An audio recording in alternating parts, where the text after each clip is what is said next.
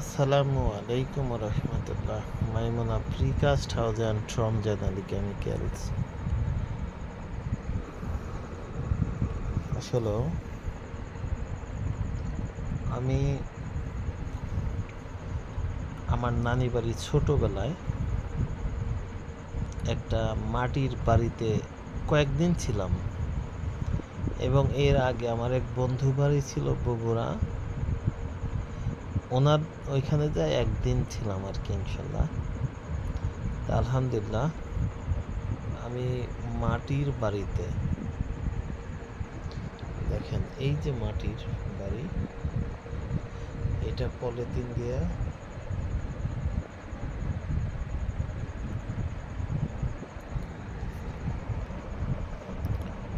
তা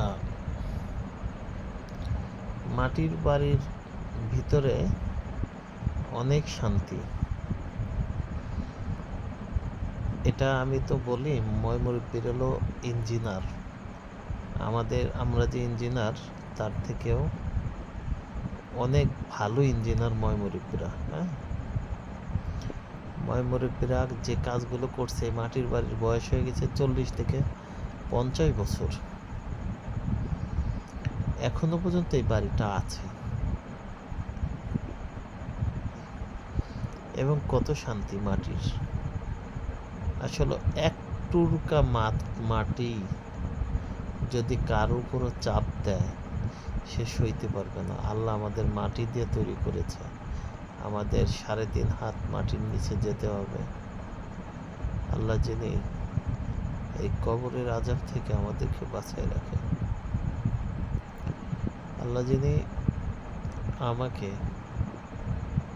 এবং আমাদের সবাইকে, যারা আমরা মুসলিম আছি, তামাম পৃথিবীর মানুষদেরকে আল্লাহ যিনি মাফ করে কবরের মাটিতে নেয়। কবরের মাটি যে কত কঠিন, এই মাটির ঘরে থেকে কিছুটা অনুভব হচ্ছে যে এইখানে খাট আছে, এখানে বালিশ আছে, জাজিম আছে, ফ্যান আছে, লাইট আছে, কিন্তু কবরের মাটিতে কিচ্ছু থাকবে না। কবরের মাটিতে কিচ্ছু থাকবে না। আল্লাহ যদি মাফ করেন, ওই কবরকে জান্নাতের বাগিচা বানাবেন, আর আল্লাহ যদি মাফ না করেন, তাহলে এক পাশেকার মাটি আর আরেক পাশেকার মাটি চাপ দিবেন, এক পাঁজরের মাটি এক পাঁজরে হাড় আরেক পাঁজরে ঢুকে যাবে।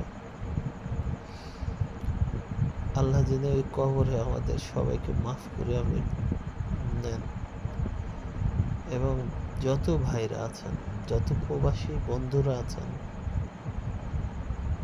আল্লাহকে স্মরণ করবেন, যে অবস্থায় থাকবেন আল্লাহকে ভুলবেন না। আল্লাহ আমাদেরকে কখনোই বলেন না, আল্লাহ আমাদেরকে কখনোই ভোলেন না। আল্লাহ যদি এক মুহূর্ত আমাদেরকে ভুলতেন, আমরা পৃথিবীতে থাকতে পারতাম না। যে অবস্থায় থাকেন, নামাজ পড়বেন,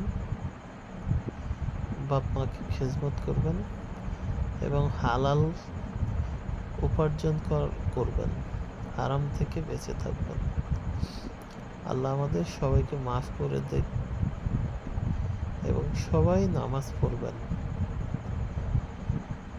আল্লাহ যাতে প্রথম ঘাটি কবরকে জান্নাতের একটা টুকরা বানাই দিক। আমার এবং আমার যত প্রবাসী ভাই, যত দেশের ভাইরা আছেন,